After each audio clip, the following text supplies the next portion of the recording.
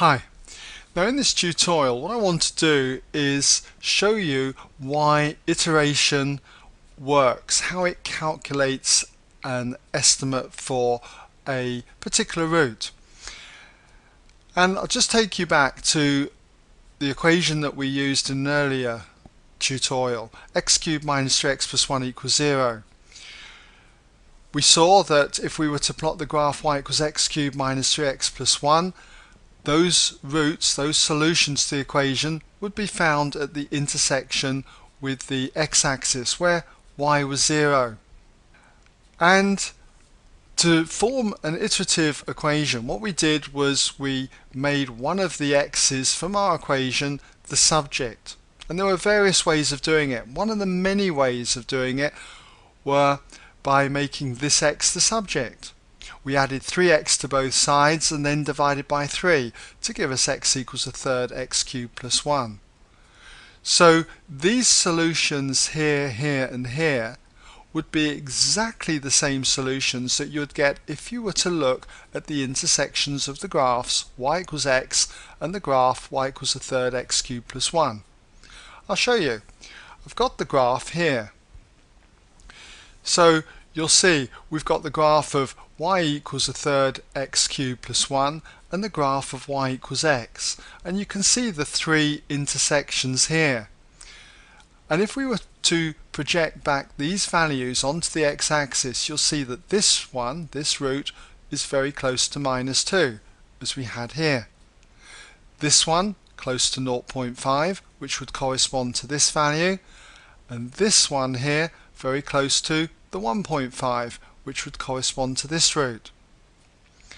So we made up an iterative equation from this base equation here. And we took an approximation to the root. Do you remember we took our first approximation x1, let's just write it in, it was x1 equaled 0.5.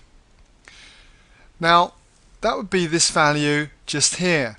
Now what I'm going to do is I need to look in this vicinity of the graph and it's too small. So what I've done is just magnify this area. So let's take our first approximation 0.5, which was just slightly right of this intersection. So we'll just take it over here. So there's our 0.5. And what I did was we put 0.5 into this equation here. We worked out what a third of 0.5 cubed plus 1 came to. And we called that our second approximation, x2. It was 0.375 if you did that on your calculator.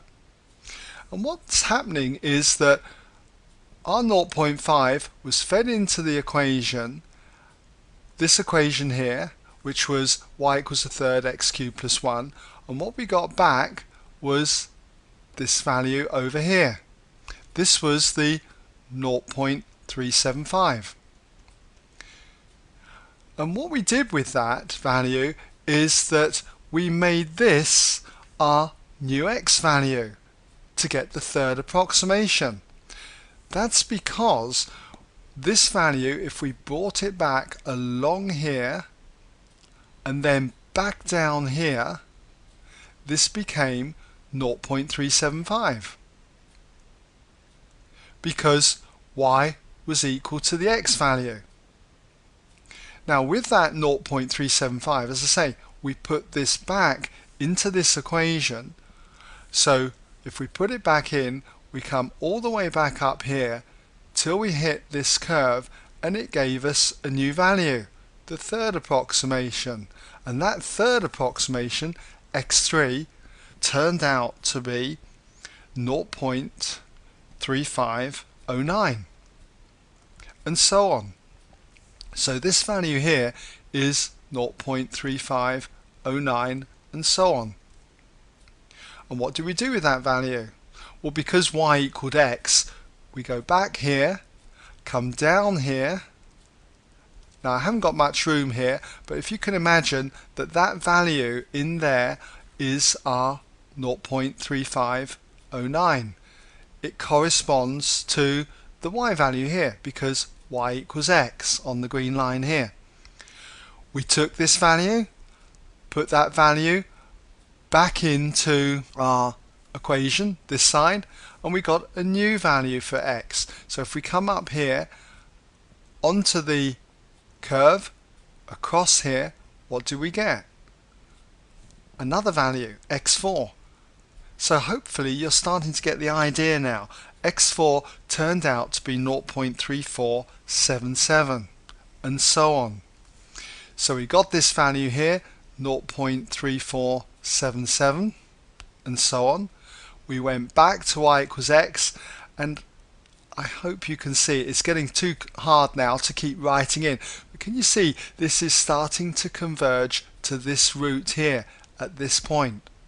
We eventually found out that after a few more iterations to 2 decimal places that x turned out to be 0.35 to 2 decimal places. So I hope that gives you some idea what's happening on the iteration. Now you may remember we put in another value of x into this as our first approximation. It was -2, and we found it didn't work. It diverged. It never converged to a particular root. And now you might be able to appreciate why that was so, because when we put -2 in, -2 went in and gave us this result on the curve. If we go back to the y-axis, it was this value here. We put this value as our x value because we can come all the way back, hit the line here, the green line, find out our new value of x, which was near -2.5. We put this value back in until we hit the curve again, which was down here. And then we would get the corresponding y value, and so on. Can you see it starts to move away from this root? So not everything's going to work as I pointed out, but I hope this has given you some idea of how iteration works, why we make y equal x, and why we have our other graph. And as I say, you have your graph y equals x and you have your other curve, and you're looking to see if your values can spiral in to your root. Alright? Okay, well that brings us to the end of this tutorial.